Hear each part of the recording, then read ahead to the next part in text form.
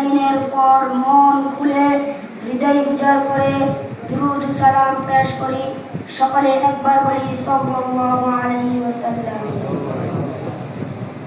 আজকের এই মুফতি জলসায় উপস্থিত আমার মাতার তাজ সুন্নাতুল্লাহ, আসাদায়ে কেরাম ও দূর দূরান্ত থেকে আসা এলেম পিপাসু আমার সহপাঠী, আমার অন্তঃস্থল থেকে ইসলামী সম্ভাষণ, আসসালামু আলাইকুম ওয়া রাহমাতুল্লাহি ওয়া বারাকাতুহু। ওয়া আলাইকুম আসসালাম ওয়া রাহমাতুল্লাহি ওয়া বারাকাতুহু। প্রিয় সুধী, আপনারা সকলে অবগত আছেন আজকে আমাকে একটি বিষয়ের উপর আলোচনা করতে দিয়েছে, সেটি হলো হযরত মুহাম্মদ সাল্লাল্লাহু আলাইহি ওয়াসাল্লাম মানব জাতির জন্য উত্তম আদর্শ। এই সম্পর্কে আমি দুটি কথা বলে বিদায় নেব। ওমা তাওফীকি ইল্লা বিল্লাহ।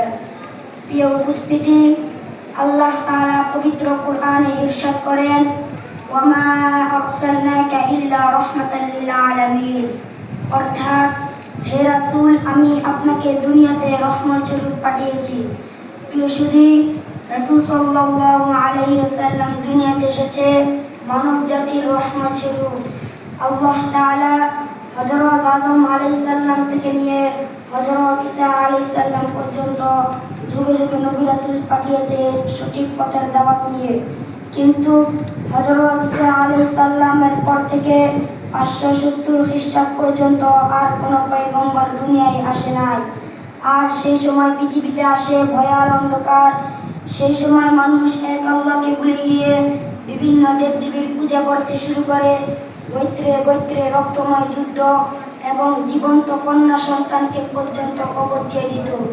এমন এক আইয়ামে জাহিলিতে আলোর দিশারি হয়ে আল্লাহর হাবিব সরকার দুরজাহান রহমাতুল লিল আলামিন সাইয়্যিদুল মুরসালিন ইমামুল মুরসালিন খাতামুন নবিয়্যিন শামসুদ দুআ বদরুদ দুজা সিরাজুল মুনীর হযরত মুহাম্মদ মুস্তাফা সাল্লাল্লাহু আলাইহি ওয়াসাল্লাম দুনিয়াতে এসেছেন।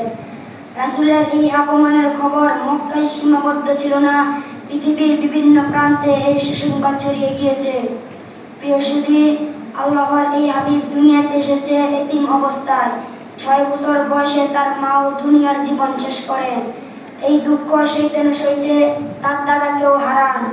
শিশুকালে এত বিয়োগ বেদনা নিয়েও তিনি সত্যের পথে ছিলেন, কখনো মূর্তি পূজা করেননি। ছোটবেলায় থেকে তিনি উত্তম আদর্শের অধিকারী। প্রিয় সুধী, রাসূল সাল্লাল্লাহু আলাইহি ওয়াসাল্লাম এই দুঃখ শেষ নয়। 40 বছর বয়সে নবুয়ত পাওয়ার পর তার সকল আপনজনরা তার বিরোধিতা শুরু করে। তারা আল্লাহর